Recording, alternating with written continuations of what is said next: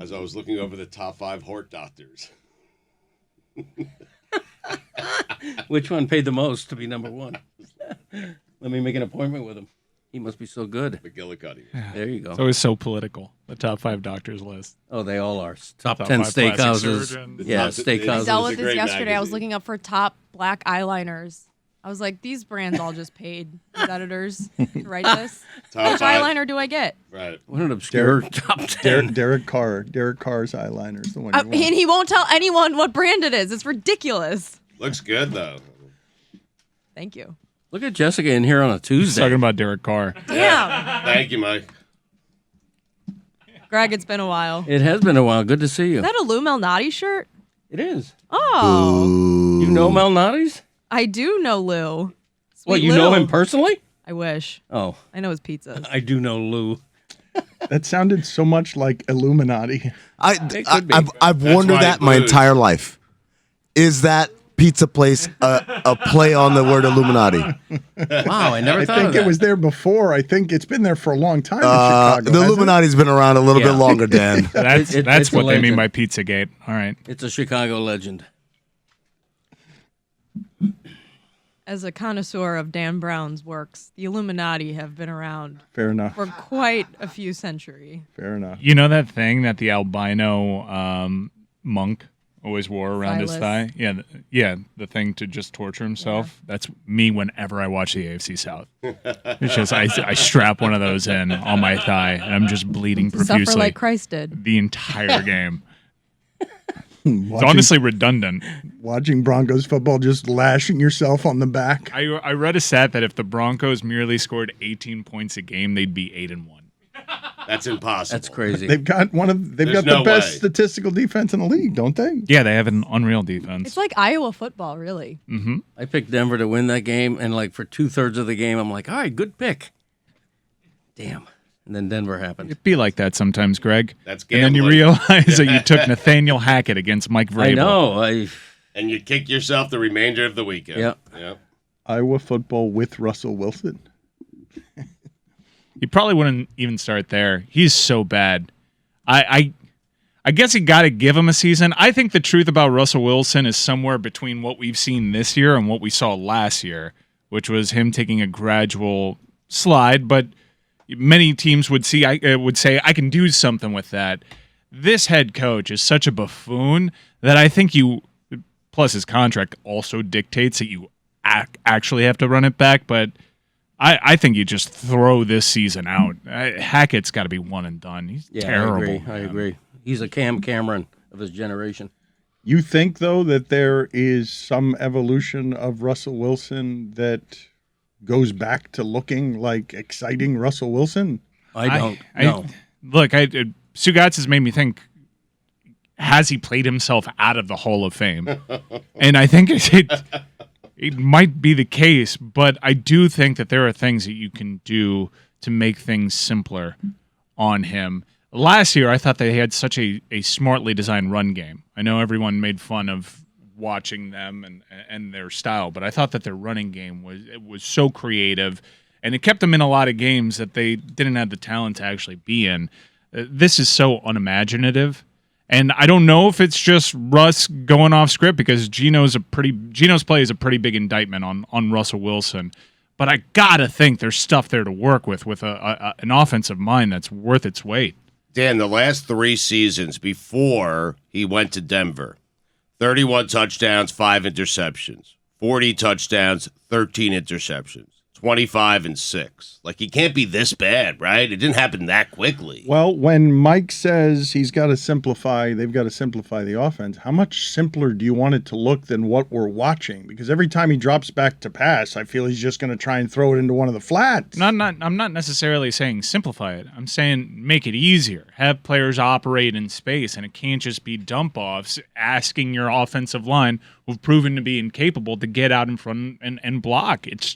I know that they've had some injury problems with Williams, and Judy's been inconsistent with when he's on the field, but they've got weapons. I know what works typically in Russell Wilson's career. Roll him the F out of the pocket, and if it means letting Russ cook and it being like a mediocre meal, go for that. Because what I've seen this year is just confounding. It can't just be him that's deciding to go underneath on every 3rd and long, right? It can't possibly just be that, can it? Kudos to Seattle for seeing this coming. Mina Kimes, whose word is gospel with me on NFL matters, and especially Seattle, she knows the team.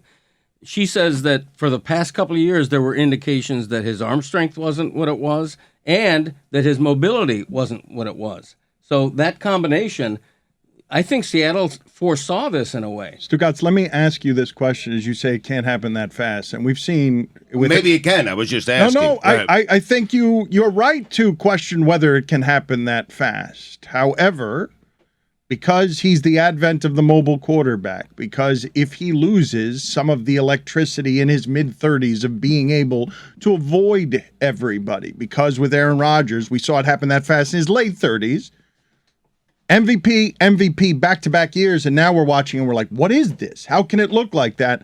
Let me ask you the precedent anywhere across the history of football that you can remember a quarterback with those kinds of numbers in his early 30s going to another team and it being this kind of disaster 8 games in, where you're watching and you're totally confused about how did all the Russell Wilson magic evaporate from one day to the next, one coach to the next, one system to the next, because even Peyton Manning changed teams late in his career and was able to summon for a while an MVP type of performance, and he was in his late 30s. No, Peyton had one of maybe his best season, his first season with the Broncos, I believe. He had an amazing season. I'm trying to answer your question. I'm trying to think of a guy. There's plenty of examples, and it doesn't necessarily like this, happen. Mike? Yeah, where there's just like a huge decline. It's been with Cam Newton. It happened with Matt Ryan this year. I can go through it, but it happens. But I'm doing early 30s. But Russ is more in his prime. Cam's a good one, though. Cam is a good one. Cam's an excellent one. Yeah.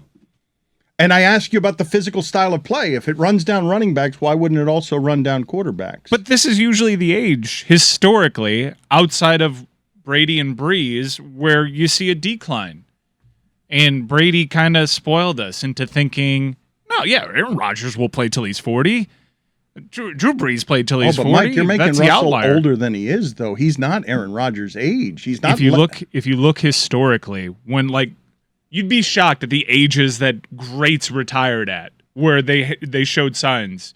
The quarterbacks that we watched growing up, Marinos, Montanas, Youngs, Aikmans. I understand some of that. But that's changed, Mike. It's changed. It has, but it's changed because of really one. Because even Breeze showed signs at age 38. Well. It's changed because of the greatest quarterback ever making us think that this is the normal thing. It hasn't historically in that sport. But it's also Aaron Rodgers. It's Brett Favre having a great season for the Vikings and in his late 30s, I believe. It's Aaron Rodgers having back-to-back MVP seasons at 36 and 37. Well, he's 30. It's changed a little bit. Aaron Rodgers is 37 right now. Would you say you see a decline? I think everybody would.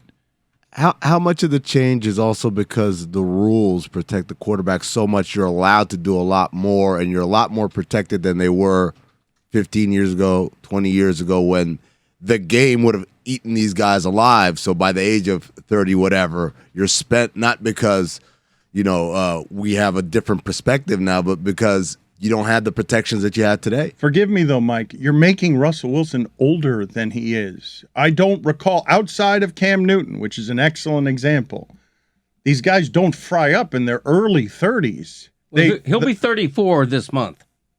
I mean, he's let's call him mid-30s. And when he was in his mid-20s, he once had almost 900 yards rushing in a season. Last year, he had 113. On less than a quarter of the carries. He just does not have the mobility or the willingness or the want to be mobile and run. I'm sure if I had 5 minutes, I can put together several good examples. Right now, I'm just scanning quarterbacks that have played for either the Broncos or the Colt, and I think Joe Flacco also fits this profile of someone who had it start to go at that age. I mean, but you see the recent quarterbacks that have retired. Eli Manning's been gone for a while. His game started to go mid-30s. Phillip Rivers retired 2 seasons ago. His game kind of started to go late 30s, Mike. 37, 38.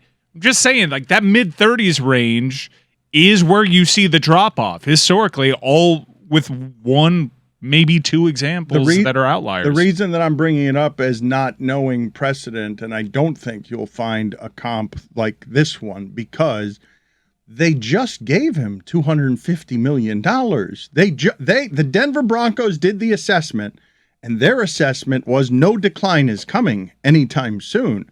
We may get stuck with some money at the end of this contract, but I was looking for a guy that comes in with great fanfare as this is the hope at the quarterback position. We finally fixed it. This is a sure thing. This can't go wrong. At least the first year, this will be fine. Maybe it'll age poorly, but the first year will be fine.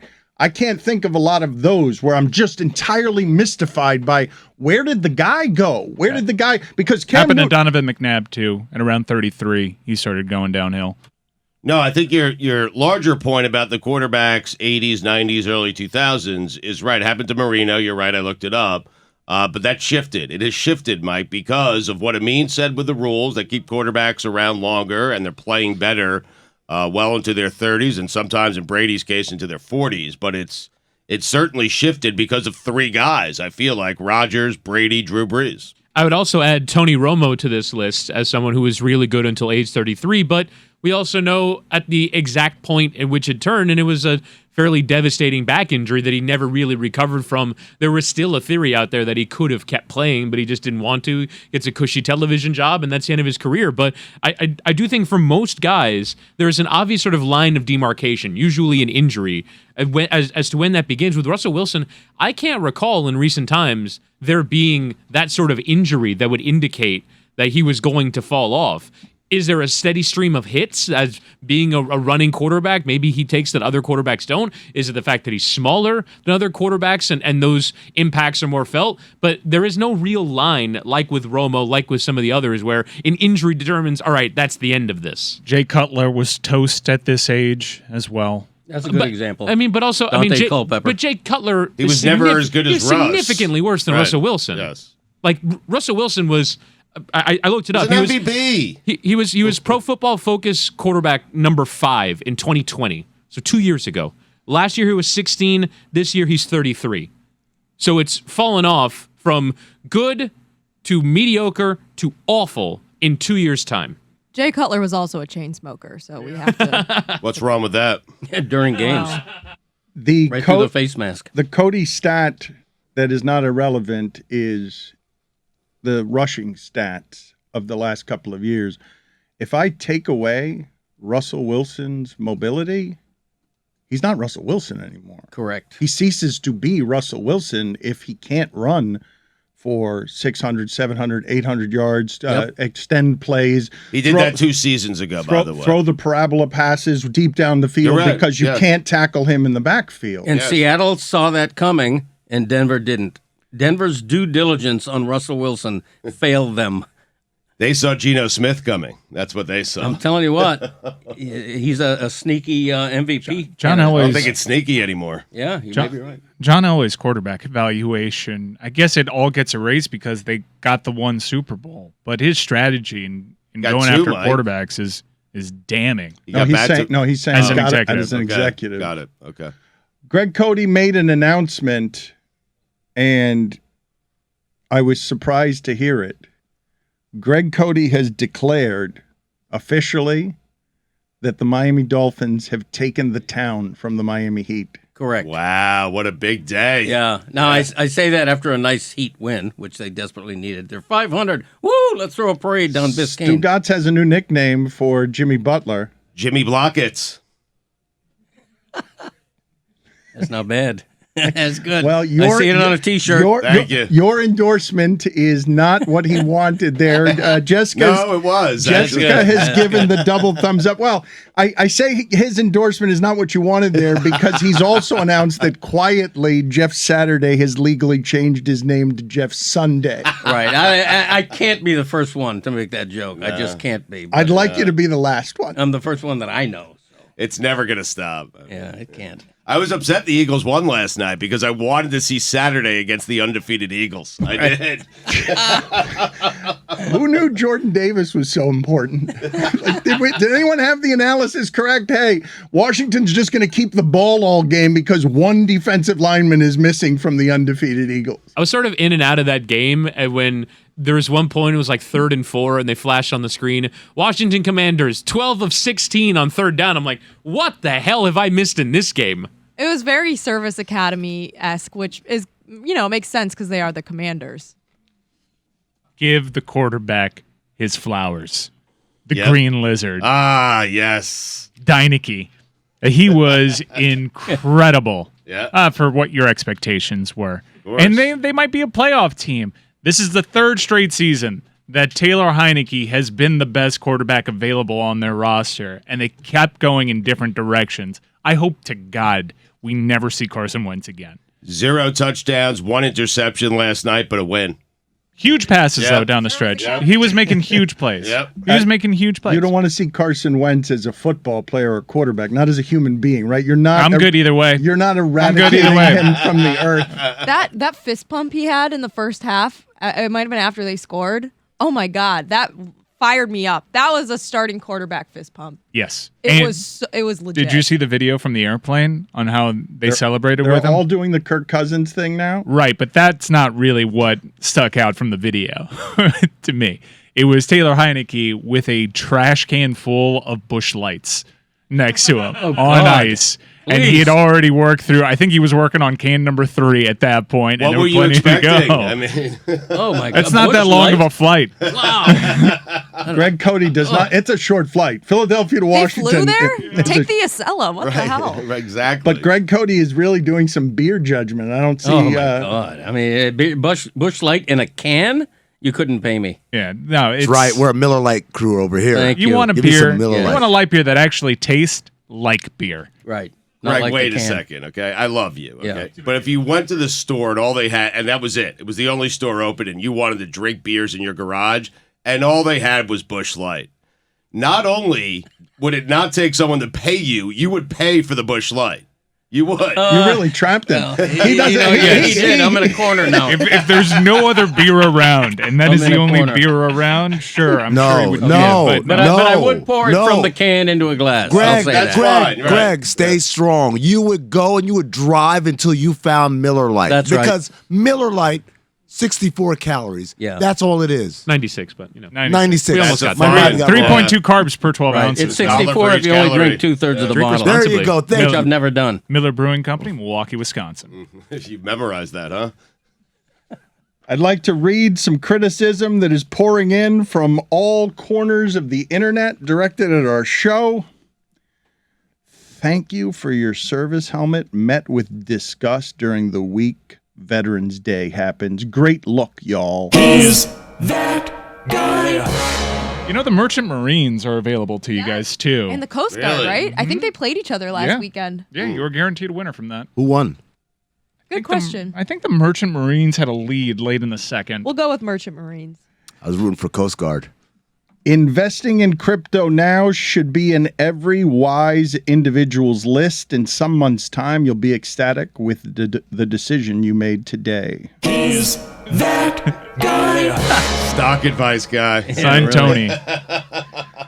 Mackenzie Scott donating $40 million at her net worth is like the average American with a net worth of $121K donating $161. Let's pause on the parade. All right. Pump the brakes. Pumping it. She's donated $40 million several times over, though.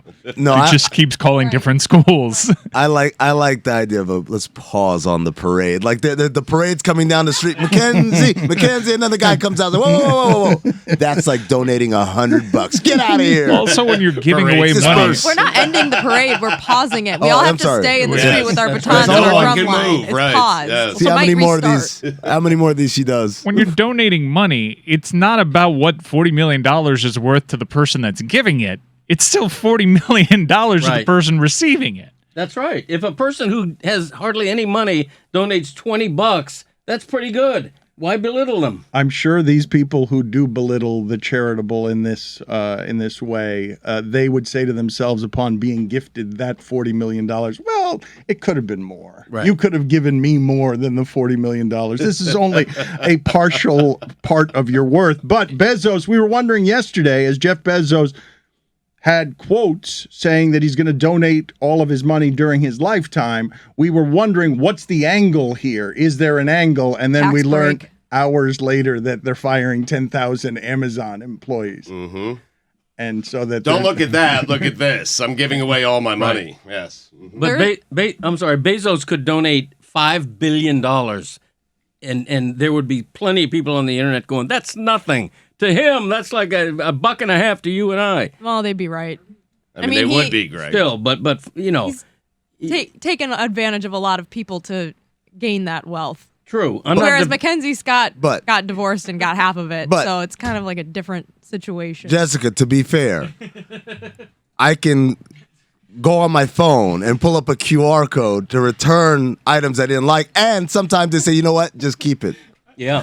I think it's an even swap. I Amin mean, Hassan on behalf of Jeff Bezos is my favorite character. that man He's could do no wrong. Honestly, you flash a QR code in front of his face. you should be one of his attorneys. He's probably got 100 of them. Just be number 101. That would be my opening argument. I would walk up to the jury and say, who among us has not returned something on Amazon? Amazon's pretty sweet. Damn right. I'm gonna say he's worthy of being a billionaire. Put it on the poll, please. It's a pretty good idea. Earned it. You're right.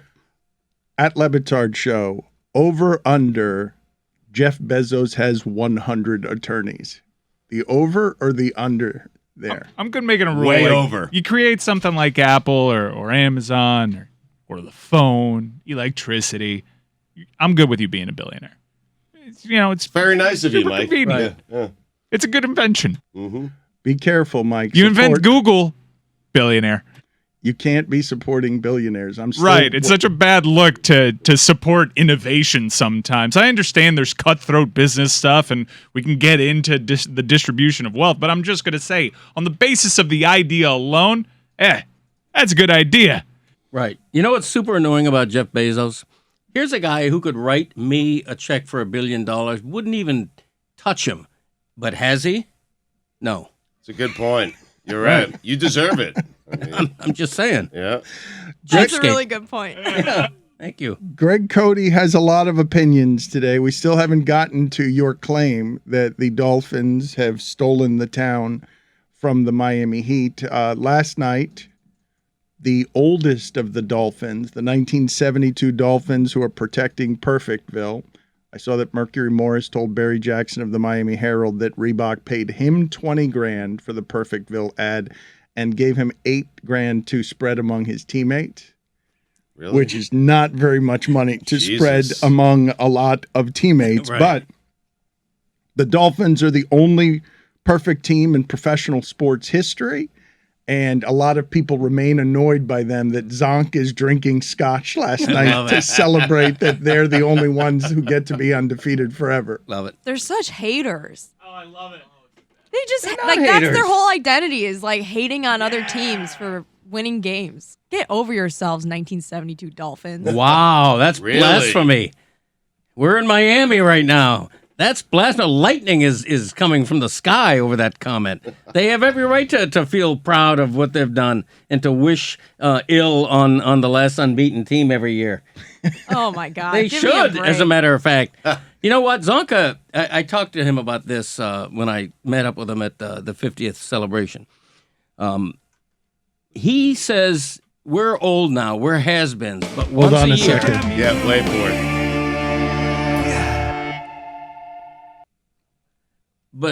But once a year, we get resurrected. Once a year, we're relevant again. That must be a pretty good feeling because your average 76-year-old former NFL player, you wonder whether he's dead or alive. You haven't even heard his name for 40 years, 30 years. The 72 Dolphins, once a year, they are resurrected. They're relevant again. I think that's pretty cool. We That's actually blasphemy, by the way. Why? comparing them to Jesus Christ. Just saying. You're Oh, calling me blasphemous. I and can't you're use the word making resurrected. A biblical comparison to players getting I'm resurrected. sorry. That's Excuse actual me. blasphemy.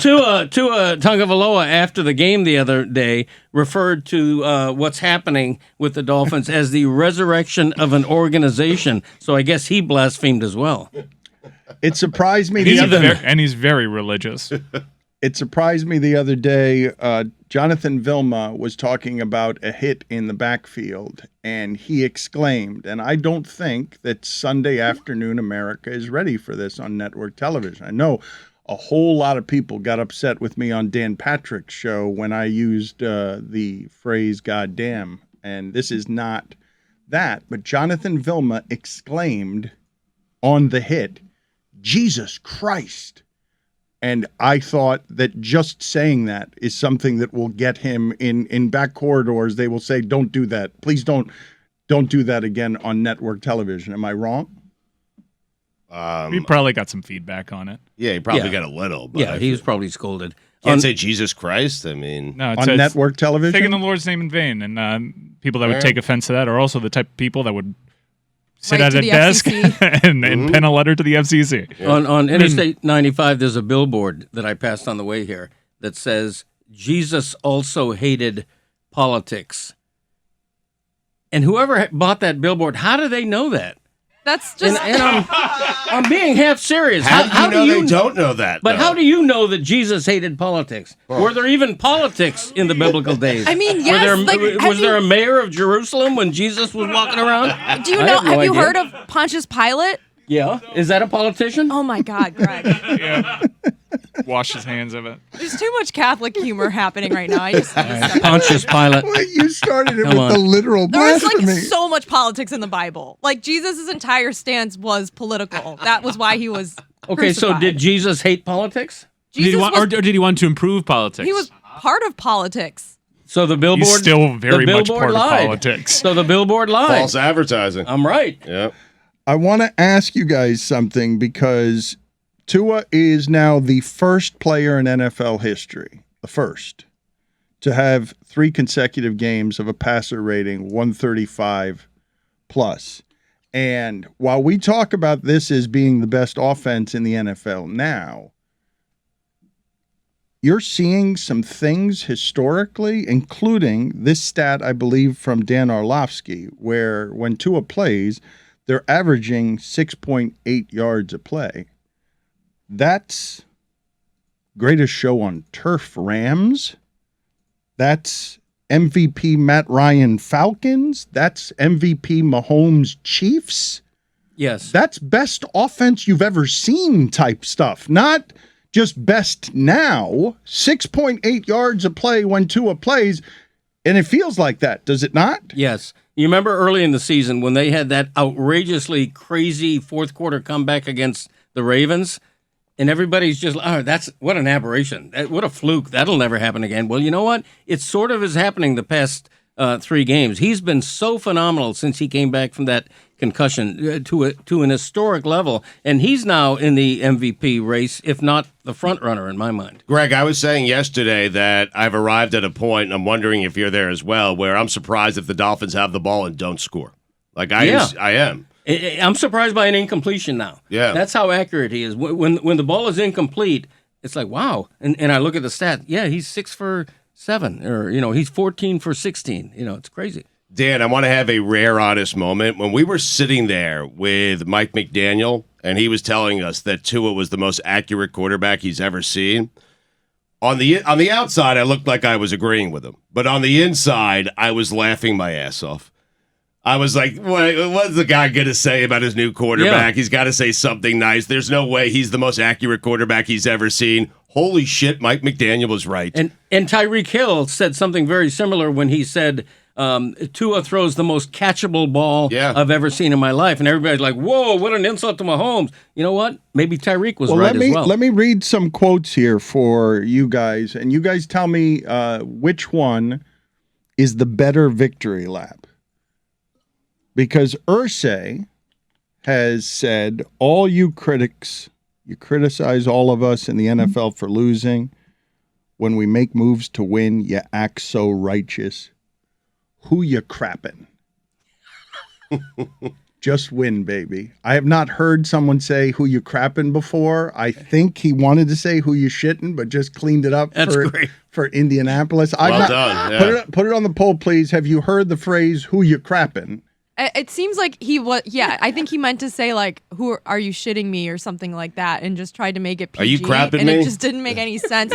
There's also, like, certain people, I kind of do this sometimes with names, but certain people get, like, popular idioms wrong all the time or, like, flip them, or they think they're saying one word and they accidentally say another word. Like, there was one time I was actually in Miami with my parents, and someone broke a glass, and my dad, instead of saying, like, watch out, there's shards of glass on the ground, he said, watch out, there's sharded glass on the ground. And it had a totally different What are you guys meaning. laughing at?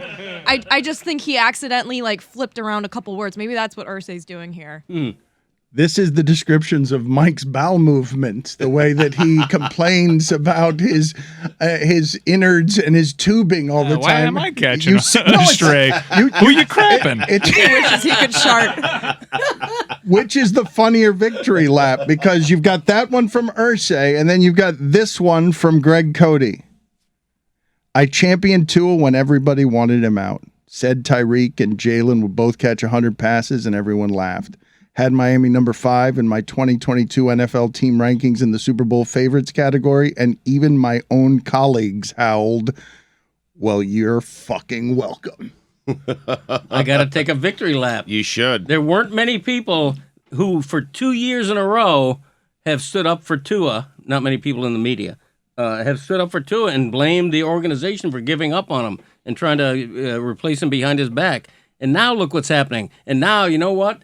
He's going to get a boatload. His contract is coming up for renewal. They have to give him, I'm not saying it's going to be Deshaun Watson money, but they are going to pay him for how good he is right now, not for him taking 3 years to do that.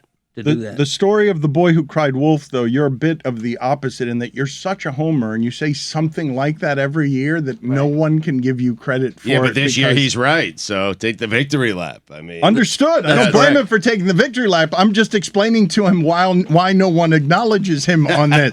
Because he's spent 25 years. What has he reached into his I'm really bag? tired of you calling me a homer, by the way. I mean, it's ridiculous. I don't know why you say that. It's a GoFins Publix towel, by Damn the way. right it is. Thank you. Yeah. For those of you not watching Yes. on video, which is all of you. Check out our YouTube channel, youtube.com/LeBatard and Friends, where you can right. see I'm the ready to towel in its full resplendence. Let's go. Let's eat. How come you leave out that you chose the Dolphins to make it to the Super Bowl? Because you did. I mean, you That's and I true, too. did. That's Yes. true, too, yeah. Right. Yeah. And by the way, now, that was a few weeks ago, we look better now than we did then. Of course, we because look great. Look what's happened since then. I mean, big quarterbacks are getting injured. The Bills have lost again. Yep. Kansas City, they're... I was disgusted as someone that loves all NFL 32. Wait, what was that analysis of Kansas City? Yeah, What, yeah. what was that I'm analysis? okay. I totally agree with that. Though. Okay, here it is. I know. And there's something a little off. Yeah, right. Sometimes you got to go like that, and that's analysis. Manager, yeah. Right. I don't know what that analysis. You're just of bored of Kansas talking about City them? was. Here's the analysis. In the past few weeks, we have learned that Tua and the Dolphins, they're not worried about a shootout. Mahomes says, you got to score 35 to beat me. Tua goes, okay. And that's where the Dolphins are right now. right. They don't need to win a 20-17 game. They can win a 37-34 game. I was at a sports bar watching the Dolphins game, and simultaneously the classic Bills-Vikings game was on, and the cheers that erupted from the Sports Grill bar when Josh Allen was writhing in pain on the ground. Oh, no. Just such a bad look. As someone that is always about the shield in all 32, I was disgusted at this behavior. Do you know that Stugotz came in here and actually said, and I remembered wrestling the alligator across a week of shows because I was telling Stugotz every quarterback after throwing an interception, just curl up in the fetal position. Don't ever make the tackle. He comes in here on Monday. Josh Allen needs to not be doing that, Dan. But he's already hurt. I mean, there is a difference. He's not exactly healthy. And so when I watched him go, and I understand why he did it, he threw the interception, competitive guy, wants to make that tackle. but I was nervous for him and their entire season. But his he's already injured. But it's his elbow. It's not like I know, but I mean, you're tackling with your arms. It didn't seem like a good idea. Oh, you're also. I would love to see a study on players that mess up that get injured. I understand that sometimes the injury causes the mess up, but it's better than just letting the terrible interception wash over you. I want to go back to Greg's point about the Chiefs. Because I'm totally with them. The last 2 weeks, they've scored 20 and 27 points. You do that against the Dolphins, you lose. Right. That's it. Yeah. Game over. Their offense is not the consistent juggernaut it's been, and absolutely they missed Tyreek Hill. Patrick Mahomes had over 300 yards and 4 passing touchdowns. As you're poo-pooing what they did against the Jags, he's just made you so used to that. That's correct. They are spoiled. No, he's still They pretty were good. barely on the He's red still zone. pretty good. Okay, he had the interception. Barely on the though. red zone. He's pretty good. I want to go back to what Mike is saying, though, of the image I have now conjured. You have thrown the disaster interception in the red zone. You hear all around you, cannot see because you've closed your eyes in fear. You hear all around you what is happening, the galloping of legs, a crowd making noise, and you are just curled up in the fetal position, marinating in your own cowardice. Not only have I made a terrible mistake, but I am now not going anywhere near wherever it is that the football is going. See, if I just walk to the sidelines and I show everybody at Highmark Stadium that I'm totally fine, and that was indeed just my 6th interception in the last 5.5 quarters, they're going to boo me a little bit. They're going to be a little disappointed in me. But I've also brought them a lot of feel good. And if I writhe on the ground a little bit, those boos will turn into genuine concern. Yeah, that's the play. I stand up on my feet. I change those boos to cheers. That's a good point. That is the play. After you throw that bad pick six, you come up limping a little bit, grimacing. Right. And then you that's why shake I it do off. that. You Oh. man up and you shake it off. Remember what I'm putting my body through? I can't even sleep anymore. Look, my elbow. What am I doing out here just for your entertainment? Oh, you're right, Josh Allen. Yeah, go on. Yeah, there you go. I'm not so mad about the interception. Blah, blah, blah. I think that we could the probably fumble. we could have probably predicted the last 6 or 7 years in America 10 or 12 years ago just by being at the sports grill when someone's injured. Oh, you could certainly know No what color doubt. Florida was Yes. going. You would have no doubt about us being a deep red state if you went there. That is Are such, you saying any sports it's grill, just a such, barbecue, anywhere? It's just such terrible human behavior. Philadelphia fans did it when it looked like Michael Irvin was paralyzed on the field, famously. It's kind of natural behavior, though, right? Oh, but it's for just- sports, I though. mean, I'm saying for but sports. it's- Then There's nothing like a friendly neighborhood tavern. That sports grill in particular, I now go to a lot of UM baseball games and a lot of UM basketball games, women's hoops games, and I like the quaint feel of that's in a neighborhood in Coral Gables, and you just go across the street and you order a pint and you have dinner with your family. It's a nice little slice of Americana in one of the more expensive zip codes in all of America.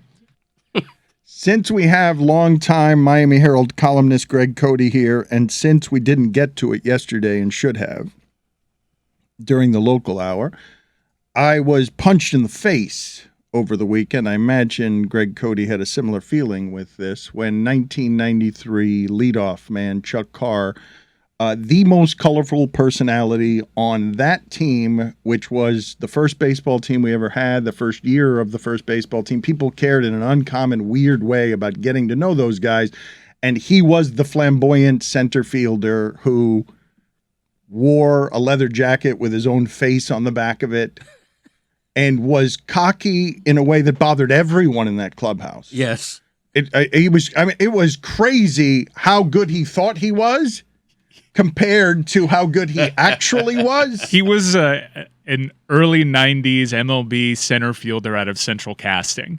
You had to have, like, center fielders in that day and age had such a bravado about them, and he was Willie Mays Hayes. One of the cockiest athletes I've ever met. Right. He was Ricky Henderson-esque, without the talent, obviously, but he had that persona. And talking about himself in the third person, Chucky hacks at 2-0. Chucky don't take that. Chucky's gonna hurt you today. Chucky will. I don't pretend to have known Chuck Carr well at all, but I I said do. Chucky's gonna hurt you today. He said he great. says Didn't that. he hit like 240? Well, you know but what? Mike, what he lacked in average, he made up for in name. Oh, dude, He I did, saw. yes. They were. Chucky Carr. I remember Chuck Carr vividly playing, and I remember that catch, that running catch. That if you've paid attention to Marlon's Twitter, you've seen him immortalized by this one dead sprint out to left center field, full extension on the body. He was a tremendous athlete. Right. And he also, Orestes Destrada, I was speaking to him about Chucky yesterday, and he noted, which I don't remember, that Chuck Carr had a great arm as well. Like, he was a good defensive. Oh my God, he was he was the best athlete I think the Marlins have ever had. I should go back a second for those who don't know who we're talking about. He passed away this weekend at the age of 55, and I was obviously caught off guard, and I imagine a lot of people felt the same way because it conjures a time. But what he was as an outfielder was, oh shit, what an athlete. And I can't trust you at all. You have a great arm, and you'll throw it into the screen from center field. And because he was a reckless baseball player. He was always missing Not big on accuracy. he was always missing the cutoff. It was exciting. And when Greg Cote says the quote, that's an actual quote. I want you to imagine this, Stugotz. In 1993, he has been told to bunt. The sign has come in from the dugout to bunt. He's got great speed, but he wanted to be a power hitter. And ahead of his time that way. Yes. And he swung 2-0 when he was supposed to bunt. And we come to his locker after the game, and he says the quote, after the manager has told him to bunt, everyone knows Chucky hacks 2-0. Right. That's great. That does not exist anymore. No, that's great. That player is not allowed to exist. You can't even say, you cannot even say that to the worst of coach about the Right. worst of coaches, managers, even though they become middle managers. That 93 Marlins team did kind of capture Miami's imagination. They were well attended. All the tropes about their fan base and only getting behind a winner did not ring true with that expansion year. There was genuine excitement around that team, and he was the most exciting player to watch. He had 58 stolen bases. Well, they had Sheffield though, right? They made a trade for Sheffield later on, but next year. Yeah, Okay. he was an original Marlin, and a team that didn't really have superstars on it, that had a bunch of MLB lifers on it. He had this way of playing the game that was young, youthful, super exciting, and super athletic. That was on a team that was kind of devoid of that. Really, they started Charlie Huff in their first game, for heaven's sake. Yeah, right. Well, Scott Pose was the center fielder before they decided 15 games into the season. You know what? Chuck Carr gives us a lot more. But does anybody remember how he won the NL stolen base title in 93? Because it's a fun story. He won. He was allowed to overtake the stolen base crown because Vince Coleman of the St. Louis Cardinals threw a firecracker out of a hotel window. That's right. And almost injured someone and got suspended for the last month of the season. I thought it was actually from a moving car because I know David Cohn also bleached reporters. That was the highest paid team in baseball. And they had You a may bunch be of right. shit like that. I may be wrong on my detail, but that's how Chuck Carr. It wasn't just a firecracker though. It was like a C4 explosive. Okay. I mean, it wasn't a harmless thing. It was something he did that got Chuck Carr the stolen base record, the stolen base single season lead. He also got caught stealing 22 times that season. He did. Yeah. Well, you know what? That's glossed over, particularly now. R.I.P. Chucky, rest in heaven.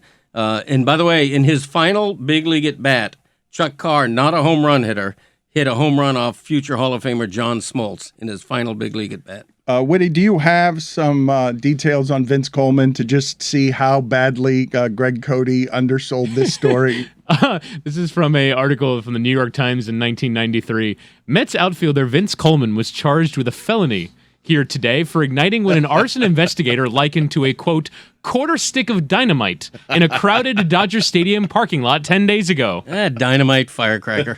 I didn't even have the team right. I said he was on the Cardinals. It's a long time ago. Give me a break. Couple of tabloid headlines I love from that age. When they traded Vince Coleman for Kevin McReynolds, the headline was "A firecracker for a dud," and they also had a photograph of him misplaying a ball in the daytime because his sunglasses were on his hat and not on his eyes, and then that night photographed him with the sunglasses on in the club. That's where it's important, Dano. Put them next to each other. You mentioned Charlie Huff, Mike, the knuckleballer who started the '93 Marlins season, younger than Tom Brady. Wow. Now?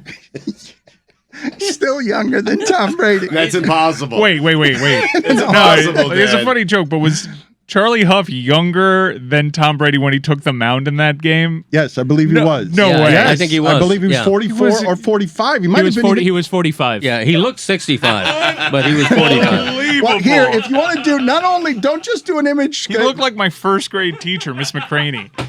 Look at the Negro brothers. I mean, seriously. Oh, One yeah. of them looks like my grandpa. Right. And did when he was in his prime. Do an image search here, not just on Charlie Huff, but do this. Marlins top of the first, because I want to show you just Marlins top of the first. It is a pamphlet brochure book written off of that season. I wrote it off of that season. And I want you guys to look at the cover of Marlins top of the first, the book, because it's a play involving Chuck Carr, and it's a photograph involving Chuck Carr, and you will see how high he is off of the ground. And I've got a funny punchline to that story once you've called it up. Google can't find this. Yeah, No, I see it. I Yeah. see it. No one has ever jumped that high in their life. That's I great. You mean, got That's it? Let me yeah, see it. I got Flip it. it over. Marlins There. top of the first. Oh, But it's on Amazon. Hey, shout out Jeff Bezos. It's on. That's a huge vertical. Stugotz- lift. Whoa, Stugotz Chucky. had to go get the microfilm from the Miami Public Library so we could see the picture, actually. Wow. it is. But the funny part about that, so describe the photo for those who aren't doing the image search, Stugotz. Describe the photo just because there's a good punchline on that Marlins season, Marlins top of the first, one of the worst books ever written. So it's Chucky Carr going for a fly ball, and he's still going up, and the ball is slightly above him. But Chucky Wall has jumped higher than not one, but two walls at this point. It's the highest jump I've ever seen, but he still hasn't caught the ball yet. He's about to make a backhanded catch and rob someone of a double or a home run. And it's funny that you should say that because he missed that ball by about 12 feet.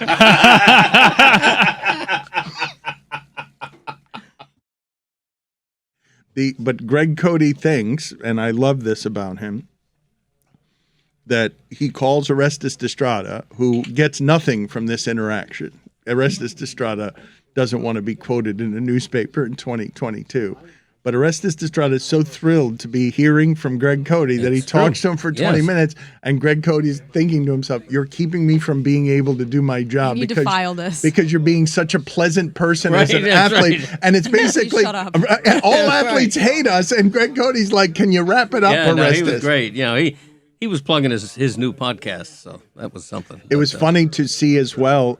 It was funny to see on your faces, not just you and Whittingham have very little interest in what it is that we were delighted to be talking about, but also Mike having very little interest, even though he's the one who brought up we should utilize Chuck Carr and Yeah. knew it was the wheelhouse to start talking about Charlie Huff. Well, Chuck Carr, you know, I was asked to write the Chuck Carr obit column, and my first reaction was, "Is that column worthy?" I'll be honest with you. Really? I wasn't sure. Oh man, And, really? and I guess it has a niche audience. It's done pretty good traffic for a Marlins column. But That's interesting because with that demo, right? I mean, I would say what he did. I mean, Mike, you became a sports fan around that team, didn't you? Like, Became a baseball fan around that team. Yeah, I didn't have. I would watch the Braves around that age. I was 8 years old. So Braves were kind of my team because I was able to watch them, and then the Marlins came in the league, and I immediately followed the Marlins Right. and fell in love with that team.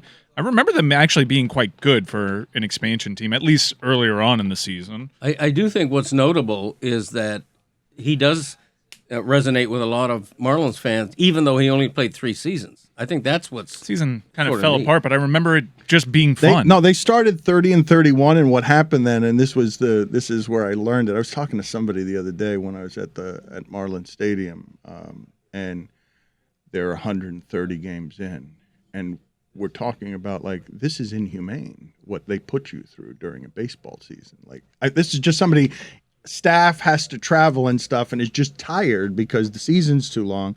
And these guys are playing every day. And what happened to the Marlins is they come out 30-31 and look up and are like, oh, my God, there are 100 of these left. right. There are fucking 100 more games. Like, we can't keep playing at this pace. I was when I saw the news of Chuck Carr, what happened to me was I was 8 to 10 years old, staying home from school over the summer, watching Marlins games and falling in love with that team and those players, and there were no phones to distract me. The video games were a little worse back then, so I would just watch all the local teams back there, and it reminded me of a happy place, going in my room and watching sports on my little boxy square TV. That's funny because the introduction to me, right, it was when I would have been that age, it would have been the Braves on the Superstation at the advent of cable, where I'm fascinated by, holy shit, there's a team in another market that I can just watch, and they're terrible, but I fell in love with, like, all these Claudel Washingtons and Gene Garbers because I'm like, what is this thing? How's this allowed to be on my television? I wish I knew, and I gambled essentially to follow sports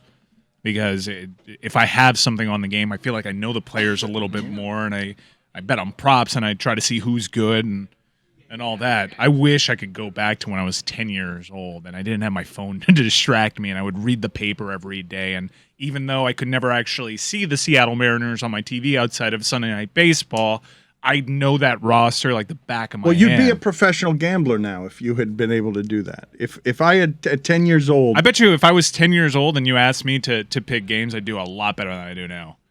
I told Arestas when I was talking to him on the phone that Christopher was 6 years old when that first season began.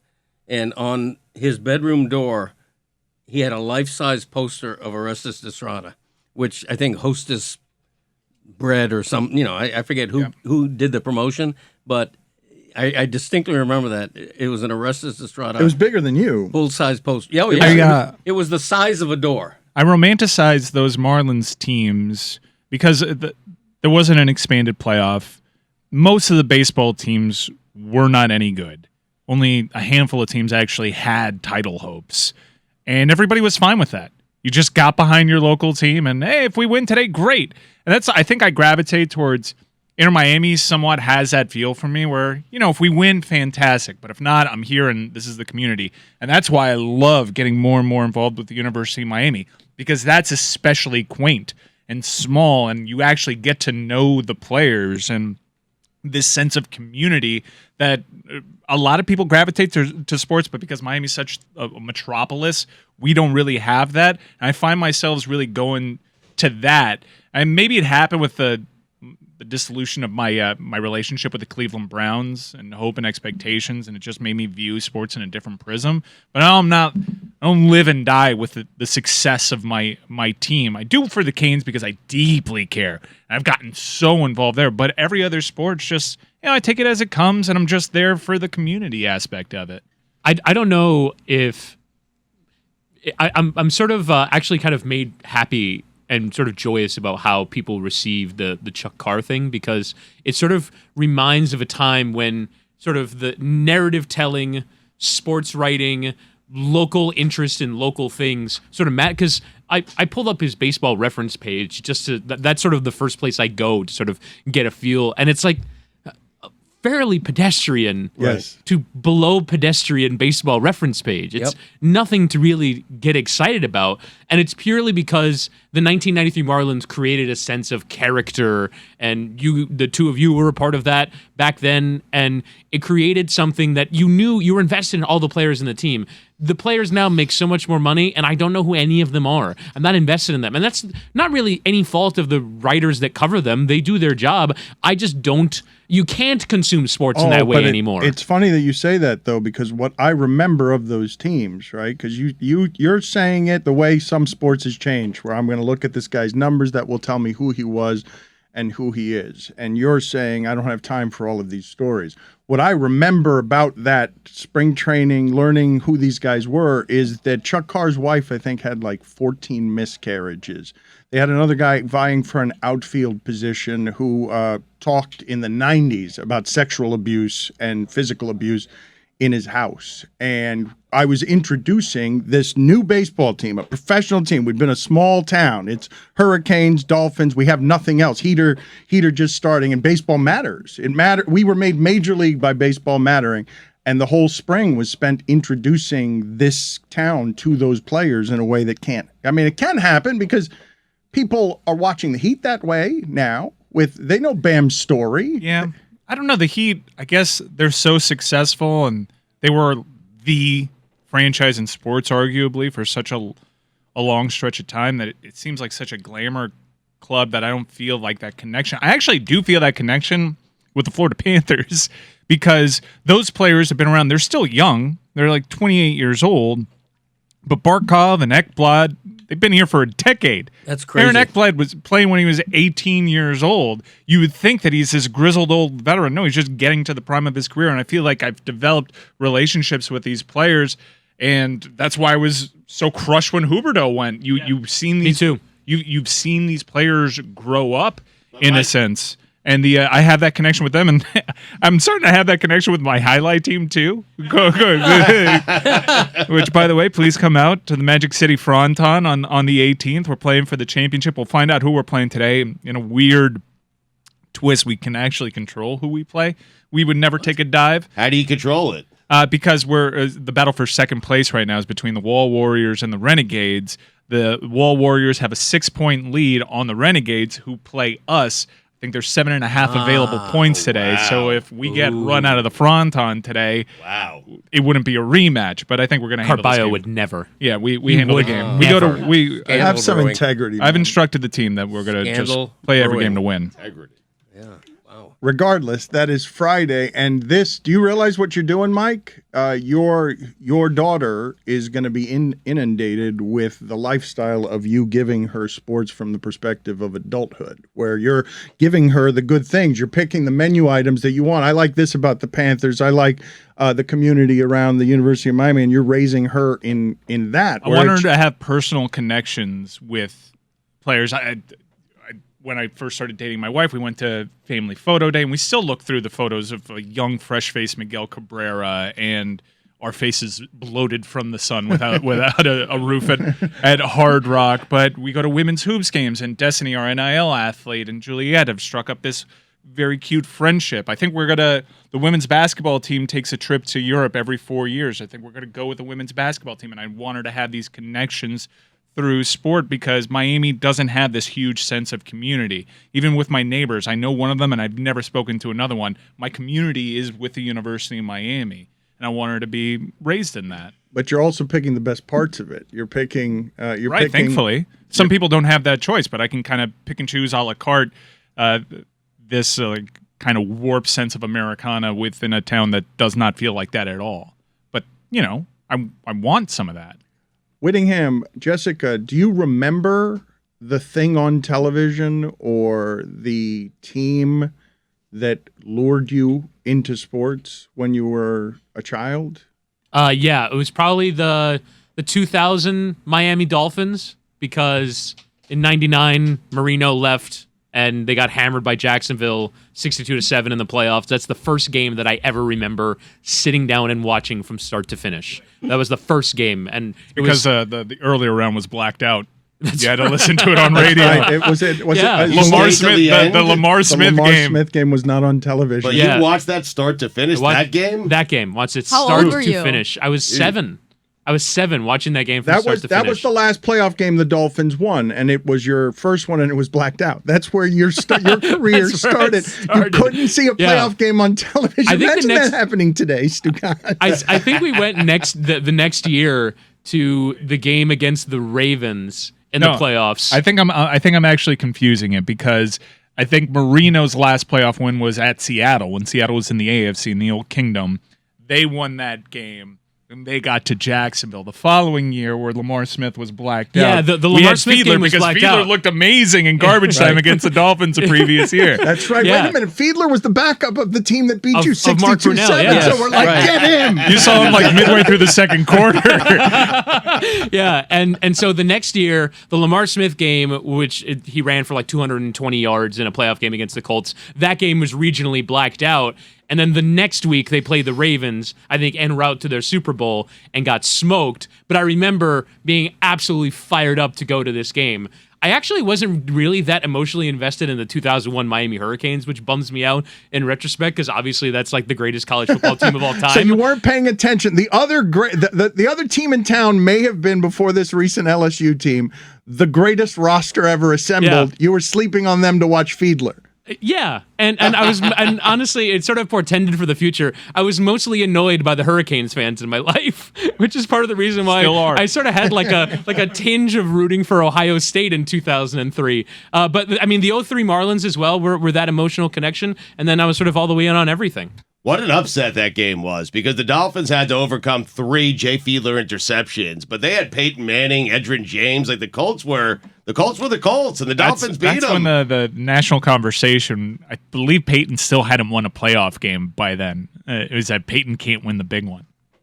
And Jessica, your introduction? I'm trying to think, but my parents started taking me to Notre Dame games when I was like in utero, so I don't think there's like one team that I remember, but I can remember like specifically with the Cubs. It's funny that Whitty said 2003 Cubs or Marlins, because for me in baseball, the 2003 Cubs were when I fell in love with baseball, and I would cut out like Kyle Farnsworth pictures from like the Chicago Tribune. So Bartman was your start. Yeah, and then that was a... We've both had some tragic starts to our sports fan lives. Like, horrendous. Your start is you've got the 2 best pitchers in baseball. You've got 2 aces. You've got Mike Mordecai in the batter's box, and you're about to lose to the Marlins. My dad was totally devastated, and I remember after they lost game 6 or 7, and he was like, I am never taking you back to Wrigley Field ever. I will never go back there. And then like the next year he took me to a game, and I was like, all right, I guess this is what being a Cubs fan is all about. How is your disaster to start worse than Whittingham's blacked out games in 62-7? And you get Bartman. It gets worse because I was like a Notre Dame fan when I was like 2. Like I was, a huge Notre Dame fan, even though I didn't understand football yet. But then like 2 years after the Bartman thing is the Bush push year. And then it was just like horrible. Rough start. Yeah, you're young. Rough start. Mm-hmm. Well, you're so young. Well, but that Notre Dame I was USC watching the game Bush push game with a beer in my hand. I swear to God. Can you imagine how old I feel? Well, what was I hadn't asked you and Stugotz. What Greg Cote was on Medicare already. Well, I remember watching Beady Feathers in 1938. In 2000, I felt old when these guys 8.8 yards per carry. as he devastated the Acme Packers. Pretty much 1967 for me. That's right, 1967. Before I was born. There you go, but barely. Which team was it? Boston Red Sox. Impossible Dream. Carl Yastrzemski, my first sports hero, along with Willie Mays. There was nothing then. I mean, they were barely Dolphins. They were in their second season, and it was quite a landscape change then. Yes, I've been a lifelong fan of Yastrzemski's ever since. That's never left me. You were watching him once a week on television, or not even, right? No, not even. I was following him through box scores that I clipped out and put in a scrapbook. Seriously, and you were lucky back then to get a couple of games a year, right? I think games. TBS had Braves games, and there was a Saturday game. No, your TBS wasn't until later. TBS was not in the 60s. There was a game of the week on like NBC. There were 3 networks. Right. Yeah. 3 networks. Your choice was Dick Allen on a Saturday afternoon or Mel Allen. And the games I watched, the broadcast crew was Joe Garagiola and Tony Kubek. Right. the former Yankee. Fantastic crew. Yeah, very good. Really. Yeah. And Garagiola, every game, even if it happened in the top of the first inning, when somebody got a hit, there goes the no-hitter. Thanks, Joe. I mean, Like do you I say. remember where it is that you first fell in love with sports? We were talking about the original team that dragged you in. We've got a couple of disasters here. Do you remember what you saw on television that made you a sports fan when you were young? Brazil. Oh man, to be young and Sudanese, to be gifted by the gods with this immense privilege of saying, "Hey, you like soccer? Yeah. Guess what? Your team, the greatest team to ever play this game. But they're not from our country. Doesn't matter. It's a great Does start. not Congratulations What to was, you. what was I the mean, first World Cup that you remembered? Was it 90 or 94? 86. Wow. 86, man. That was one. How are you possibly that Carica. old? Oh man. How long had Pele been retired by that Oh time? no, for a while. His last World Cup was 70. Yeah, But that's what I thought. your introduction is to the most beautiful thing, but Yes. it's not actually yours. No, it's mine. Birthright. You know how you know how like some Jewish people can they claim birthright to go to Israel? Like that's the same thing for Sudan and Brazil. Like, you know what? You can't argue it, right? Like I was talking to Whitty yesterday in the break room, and I said, "Look, man, this is how it goes. When I watch World Cup, these are my priorities. Priority number 1, Brazil. Like that's I live and die with it. I told you guys famously a few months ago, the only time I've ever cried after a sporting event or for a sporting event was Brazil losing to Germany in 2014. I wept. Wow. I wept. I wept. I remember that game. Because it was just The nature of the hammering. it's the nature of the hammering 5-0 after 30 minutes. Your and favorite in Brazil. In Brazil. In Brazil, like, yo, man, this is all like It was it's weird. It was the all pressure of 40. formalities. But it was the pressure. Like Brazil got crushed under the weight of they were going to make you cry playing in their home country. And Neymar had just gotten hurt. They broke his back, They mourned For in real the this street. time, though. they mourned in the street as if he had died 2 days before.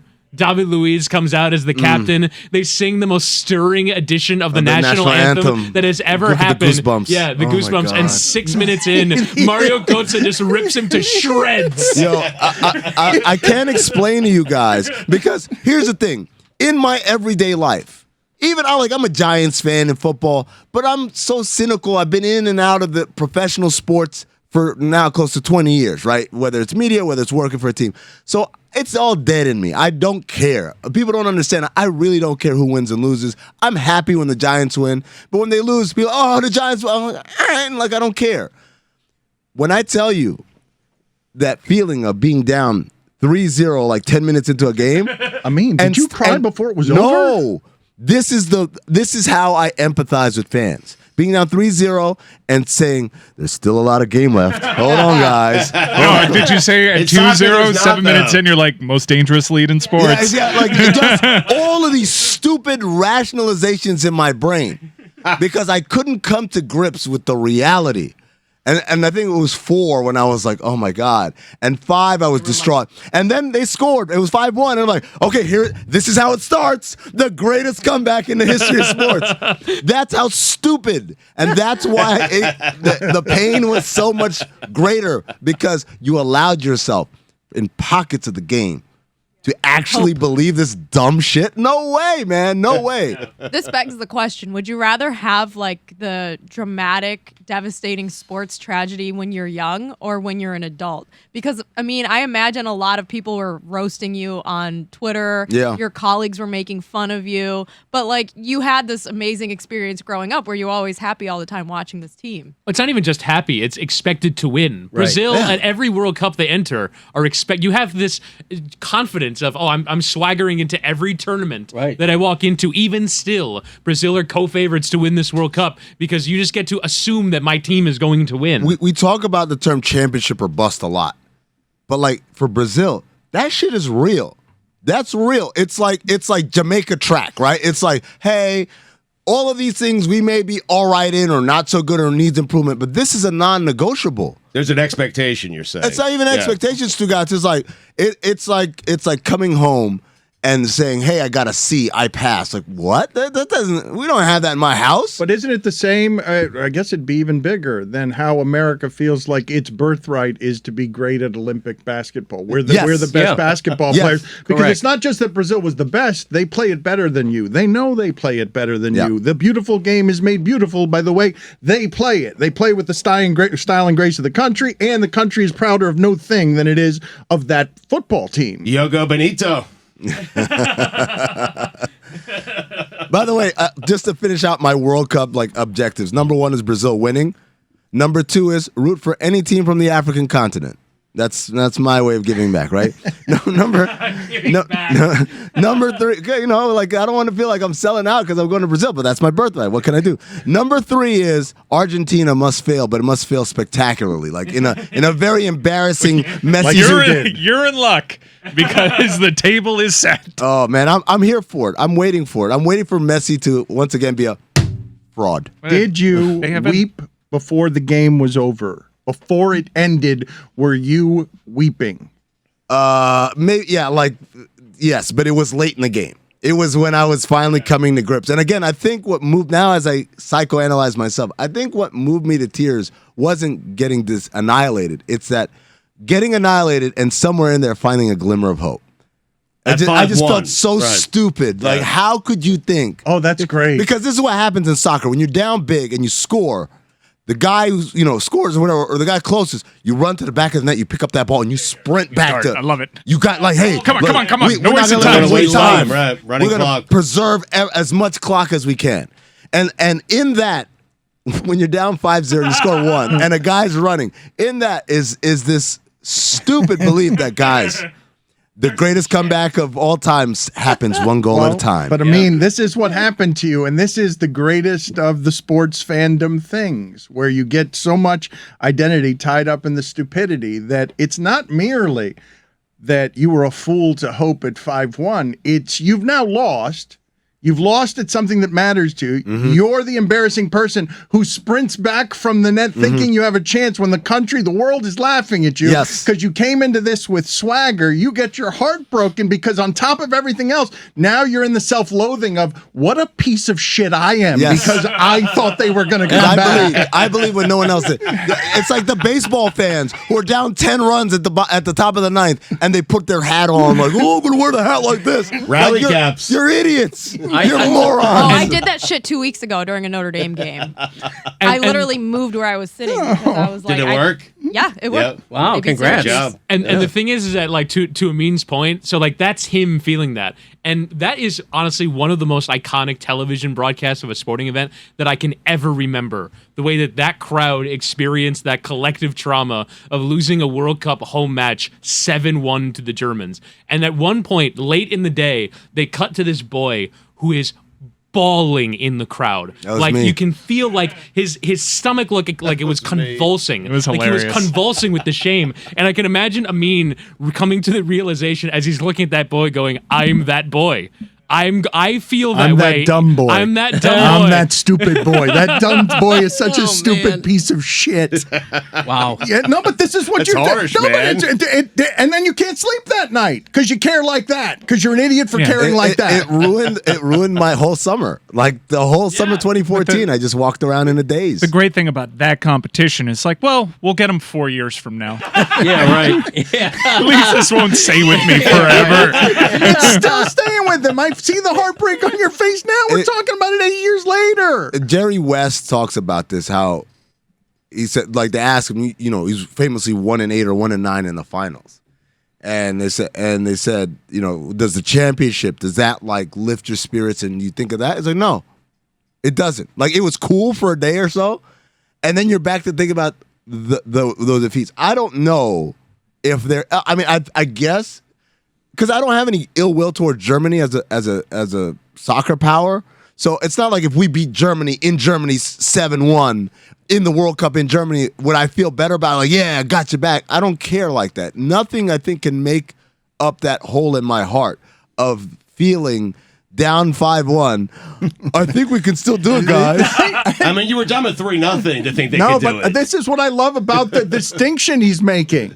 He's not even just taking the shame of just overall being embarrassed on the international stage at the sport that you're great at. Like, no one loses 7-1. No one. Brazil does that to somebody else, perhaps, worst team because in- they play so beautifully. No one scores 7 goals. Seems like they look past Germany. I mean, Not even the worst team at the World Cup loses 7-1. Not even the worst. But I love the distinction that Amin is making, where he's walking around all summer with, God, what a piece of shit I am for thinking they were going to come back. 5-1. I ran from the net with the ball with 9 seconds left because I'm so stupid for believing in this thing. I want to say at the time, I didn't finish the game watching with family members, but I started watching with family. And I remember looking around the room like, don't worry, guys, don't worry. Everyone's like, where did Amin go? 2-0, like when it was 2-0 or 3-0 or whatever, I was like, a lot of game left, guys, a lot of clock left. I'm not kidding. If you go back and watch that game again, from minute 20 to No minute thanks. 30, the Brazilian defenders are traffic cones for this German attack. They did nothing against the team. Here's the minutes when the goals were scored. 11, 23, 24, 26, 29.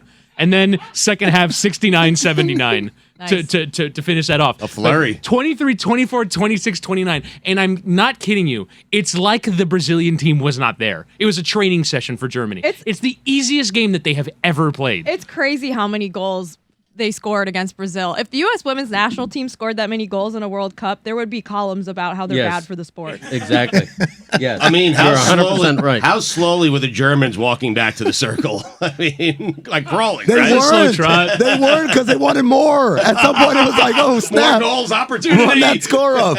I watched that game on a cruise ship at a large outdoor bar surrounded by yellow and green jerseys. Brazil fans outnumber German fans at least 10-1, if not more. And I'm surprised people didn't start being thrown overboard because the German fans were letting the Brazilian fans have it. And to the point where the cruise equivalent of a police squad, all these security guys start showing up to monitor things because it got so crazy.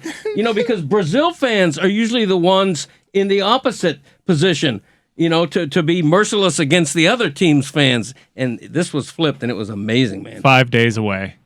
5 days away from the greatest sporting competition. I'm excited about what you and Whitty are doing. What are you guys with Grant Wall and everyone else? We've got a film coming out, and you guys, I've not seen it yet. We're going to screen it for the first time in its completion, and it comes out on Amazon Prime at the end of this month, and it's about Mexico-U.S. soccer, and Deidre, who runs the doc division, was saying that you, Mike, and Whitty were very helpful with the creation of that doc. Yeah, I got drunk next to her at USA Mexico in Cincinnati. Attaboy. So I you feel doing? like I did my part. And what are you guys doing coming up, though? Because people should be listening. You guys are super excited about this, and you had, for those who do not know the history, you had America's top soccer podcast when you and Whittingham were doing for Chelsea. Yeah, for a fleeting moment, Chelsea mic'd up. Chelsea mic'd up, and people were going to you. And I mean, nobody's interviewed Pulisic more than you guys. It's not necessarily a badge of honor. Okay, but Pulisic, by the way. Yeah. I mean, thank you. Fine. That Just is $1. Okay, It's just actually $1. Pulisic. No, it's not. Oh, I owe $1? No, it's not. He owes $1. Christian Pulisic. Who? Oh, the kid owes $1 Oh. for not knowing how to say his own name. Just telling you how he told me to pronounce it. yeah, because he doesn't know how to say his name. Attaboy. What are you and Whitty and Grant Wall going to be doing? Well, Grant Wall has his Football with Grant Wall podcast that Whitty produces, and he's actually already in Qatar. And I actually heard Cutter, him. that's a fine. No, look, man, I've stopped doing it that way. Hey, no, listen to me. Everyone's saying Qatar. Native I speaker. say guitar. Qatar. Everyone's saying Qatar. Qatar. That's the name of the Okay, country. but Amin's right. when I go the other way, that's people not a sound that comes. That's not a sound that comes naturally so to Qatar us. is the closest, is the Americanization of it is Qatar. Qatar. Qatar, there's no Qatar. It's not the Americanization of it. There's no Qatar. It's not the Americanization There's of no it. He just Qatar. mocked I the listen shit to out of several you. European podcasts. It's They're not the all- Americanization okay, of it. Then they're wrong too. Yes. You know what they are? Do you take the Valley Europeans girls. word Qatar. over means? Okay. Well, Grant Wall's already in Qatar. And There you go. If you would, It sounded better. I do want to stop here for a second because as our World Cup coverage begins and we begin to annoy people who maybe don't want, like Stugotz, soccer is dead, 0-0, don't want to believe in anything American on the soccer side. I take exception to that. I'm going to try to get into this World Cup. I actually have a question for Mike and Whitty, what their expectations are for the United States, because I believe this could be the year. Okay, very good. That's great. And But to answer Dan's question, what we're doing is we're covering this morally abhorrent World Cup, and will be available after the vast majority of the marquee games. And hopefully we get out there and be amongst the people and tap into the great sporting atmosphere that comes along with the World Cup. The USA plays Wales on Monday. Everything kicks off on Sunday between Qatar and Ecuador, and we're super excited about it. And typically, I think it's overstated, the audience pushback when it's the World Cup. However, this is the first World Cup in our lives that has happened while all the other professional sports leagues are going on. It's one I think people will allow us the indulgence during the summer when there's nothing else going on at 10 a.m. But when it's in the heart of NFL season and you have all the other professional sports in season, it's going to be a tougher sell. But as, you know, we talk about where real world stuff comes and infringes on the playground. We've made fun of Sepp Blatter and FIFA being the most corrupt thing in the history of corrupt things in sports. You see that what's grown around this sport and the enthusiasm is something America is now watching international soccer. It's growing. The fandom in this country is growing, and this is a World Cup. Cote, you've been covering these things. You covered the one in Los Angeles in the 90s, correct? Right. Covers them on a cruise ship. That's right. You've done a lot of coverage. You've done a lot of coverage of things recently from a cruise ship. It's a little strange. I love soccer, and I have since the Strikers in the late 70s. Love soccer. You guys are doing a watch party as part of Moss, and you can get your tickets at LeBatard.com because there's a 4 p.m. game that day. But you guys are super excited, and you have the crossroads of the morally reprehensible killing or dying of workers by the thousands to make sure that a country whose name we go back and forth on, Qatar and Qatar. I'd like to know at the very start of our World Cup coverage, how do you pronounce it? Because you've kept saying it. I've been corrected on this 40 times, and I've said it I thought was all the ways. I've been saying it the right way, and I've been corrected by people that keep going Qatar. So Qatar, for better or worse, is how most media entities in the West are referring to this country. So that's how I'm going to. That's how I. Are we Americanizing it? Qatar is something that Jimi Hendrix played. While my Qatar gently weeps. To me, if the majority say that, then that's the way to pronounce it. I don't care. The majority, okay, but wait a minute. What is Amin arguing for? I don't. Are we? He's just asking for the correct pronunciation. The same guy that said no, it's Pulisic. That's the correct pronunciation. It is the correct pronunciation. That's correct. I'm sorry for being correct. For respecting the native languages, maybe I should be disrespectful colonizers and say, you know what? I think it should be called Peking, not Beijing. Should we do that one? I want a T-shirt that reads, "I'm sorry for being correct." If that's not the attitude of this show in general. I think disrespectful colonizer is really the attitude of this show. I was on the chopping room floor when it came to podcasting, but we're going with morally abhorrent. Morally abhorrent. Yeah, to remind you constantly of this, because, look, we're not going to not watch this. We all have our conflicts. We know how this came together. That Netflix special on FIFA corruption, the fact that Sepp Blatter is just so giddy over his own corruption in this Netflix doc. I was going to say, it's unbelievable that they got Sepp Blatter, and then 10 seconds into it, you're like, no, he was game for this. He was so ready to volunteered. He's so proud of how corrupt he is. But we're going to be watching it, and it should be a good World Cup. And you asked about the U.S. perspective. I understand people might think that this group sets up nicely. You have a powerhouse, obviously, in England, but you have a team in Wales that hasn't made a World Cup in like 64 years. You have Iran that's going through all sorts of hell in their own country and not necessarily thought of as this football power. However, this is the only group in the World Cup where all the teams in the group are top 20 FIFA ranked. So it's going to be a lot more competitive than just casual fans might think it might be. What are the odds on the United States? Mid-pack.